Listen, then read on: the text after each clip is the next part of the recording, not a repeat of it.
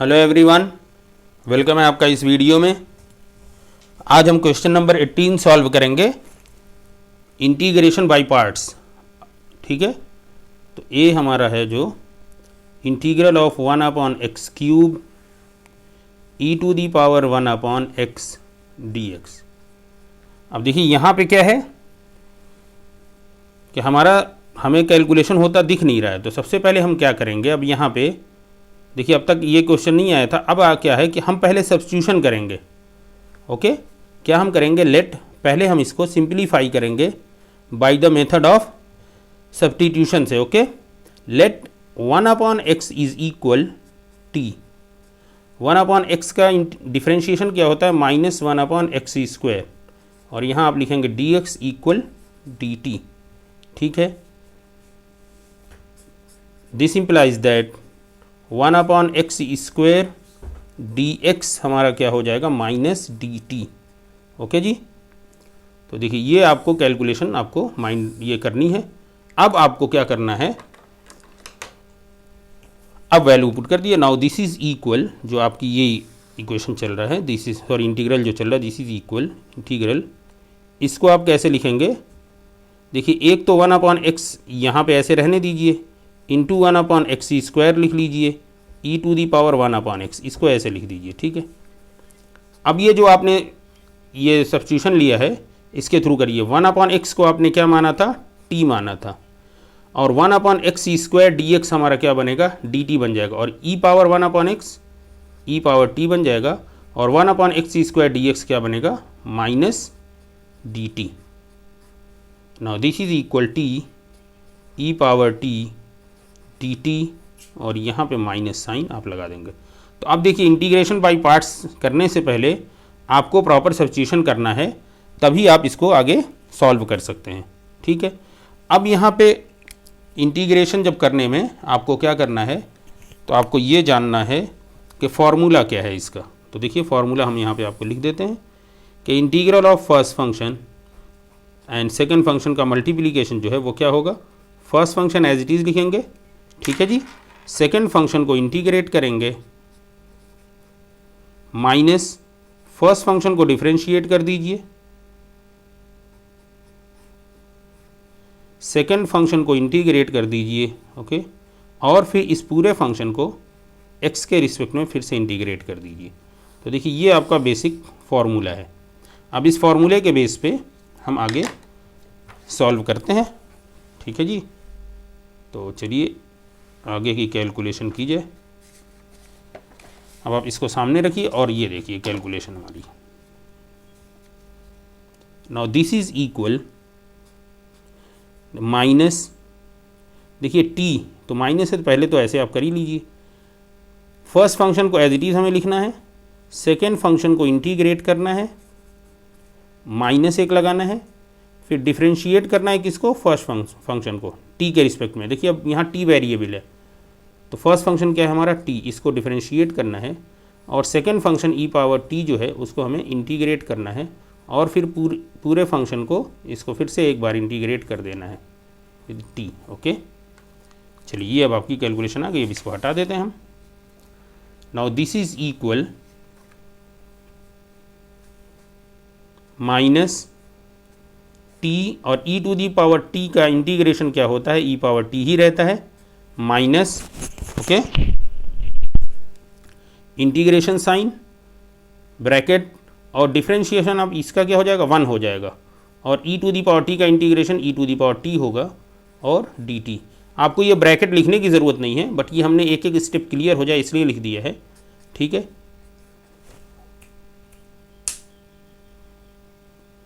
Okay जी, तो minus ये हमारा हो गया t e⁻t, और ये माइनस इंटीग्रल ऑफ हमें लिखना e⁻t dt। Okay, integral e⁻t। Okay, now this is equal minus t e⁻t, और ये माइनस ये क्या हो जाएगा, e⁻t ही रह जाएगा। अच्छा जी, लास्ट में जहाँ पे आपने इंटीग्रेशन किया है वहाँ पे फाइनल आप इसके बाद आप यहाँ पे प्लस कांस्टेंट ऑफ इंटीग्रेशन एक इम्पोज कर दीजिए।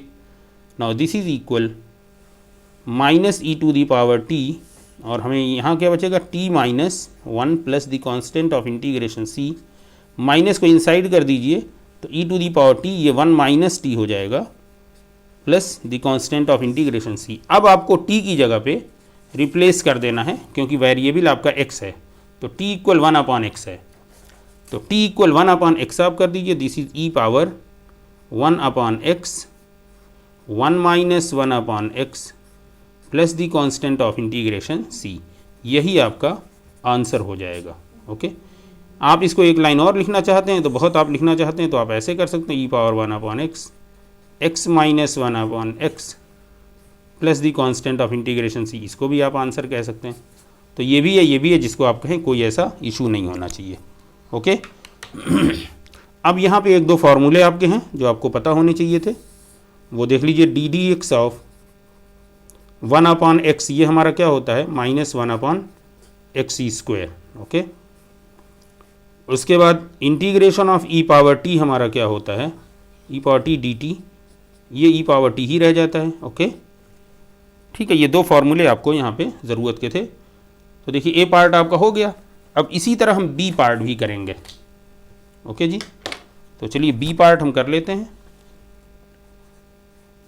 बी पार्ट हमारा integral 1 upon x to the power 5 a to the power 1 upon x square d x. ठीक है जी, अब हमें क्या करना होगा, 1 अपॉन एक्स स्क्वायर को हमें टी सेलेक्ट करना होगा। यहाँ पे भी देखिए सब्स्टिट्यूशन मेथड आपको यूज़ करना है। तो let 1 upon x square this is equal t, this implies that, अब ये आप समझ ही रहे होंगे, या इसको एक स्टेप हम कर ही लेते हैं, x to the power minus 2, इसको आप कह सकते हैं टी, दिस इम्प्लाइज दैट, अब डिफ्रेंशिएशन कर दी -2 एक्स टू दी पावर -2 -1, ठीक है, -2 -1 d x, this is equal d t, this implies that -2 x to the power -3 d x equal d t, this implies that, देखिए आप -2 को आप इधर लेके चल जाइए तो ये क्या हो जाएगा, माइनस डी टी अपॉन 2, और इसको 1 अपॉन एक्स क्यूब कर दीजिए और ये हो गया डी एक्स। ठीक है, तो ये आपको ये कैलकुलेशन इतनी आपको करनी है, और फिर उसके बाद आप यहाँ पे आ जाइए। इसको आप दो पार्ट में लिख लीजिए। क्या लिखेंगे, एक बार लिख लीजिए 1 अपॉन एक्स स्क्वायर, इसको लिख लीजिए 1 अपॉन एक्स पावर 3। देखिए 1 अपॉन एक्स पावर 5 को हम 1 upon x square 1 upon x cube, a to the power 1 upon x square d x जी, दिस इज इक्वल, अब देख लीजिए 1 अपॉन एक्स स्क्वायर को आपने टी सपोज किया तो आपने ये लिखा t, a to the power 1 upon x square को ए टू दी पावर आपने लिख दिया टी, और 1 upon x cube D x को आप लिखेंगे minus D T divide by 2। ठीक है जी, अब इसको -1 अपॉन 2 को आप बाहर कर दीजिए, ये हो गया इंटीग्रल टी और a to the power t d t. ठीक है जी, अब यहाँ पे हम फार्मूला फिर से एक बार लिख दे रहे हैं आपके लिए। अब इस तरह की कैलकुलेशन में फर्स्ट और सेकंड फंक्शन का जब कॉन्सेप्ट आता है तो इंटीग्रेशन बाय पार्ट से कैसे करते हैं, फर्स्ट फंक्शन को एज इट इज़ लिखते हैं, सेकंड फंक्शन को इंटीग्रेट कर दीजिए, माइनस लगाइए, फर्स्ट फंक्शन को डिफरेंशिएट कर दीजिए, सेकंड फंक्शन को इंटीग्रेट कर दीजिए, और फिर इस पूरे फंक्शन को फिर से x के रिस्पेक्ट में इंटीग्रेट कर दीजिए। ओके, तो ये आपका फॉर्मूला है। क्लियर है? चलिए अब इस फॉर्मूले के बेस पे ये सॉल्यूशन देख लीजिए आप। Now this is equal -1 upon 2 bracket लगाइए, इंटीग्रल, अब देखिए टी फर्स्ट फंक्शन, ये सेकंड फंक्शन। ओके, जब हम मेंशन नहीं करते दैट मीन्स ये फर्स्ट फंक्शन है, ये सेकंड वाला पार्ट, फर्स्ट वाला जो है फर्स्ट फंक्शन होगा, सेकंड वाला सेकंड फंक्शन। कभी ऐसा होता है इसको हमें फर्स्ट करना होता है तो हम यहाँ पे तब लिख देते हैं।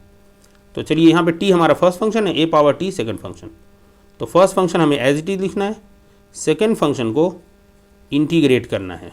ओके, माइनस डिफरेंशिएट करना है फर्स्ट फंक्शन को, इंटीग्रेट करना है सेकंड फंक्शन को, और फिर इस पूरे वैल्यू को फिर से इंटीग्रेट कर देना है with respect to t. Clear है आपको? उम्मीद है आपको कोई प्रॉब्लम नहीं हो रही होगी, हर स्टेप आपको बहुत अच्छी तरह समझ में आ रहा होगा। ओके जी, अच्छा अगला नेक्स्ट स्टेप हमें क्या करना है, चलिए अब इसको हम हटा देते हैं, ये हमारी कैलकुलेशन ऑलमोस्ट हो गई, इसको हटा देते हैं।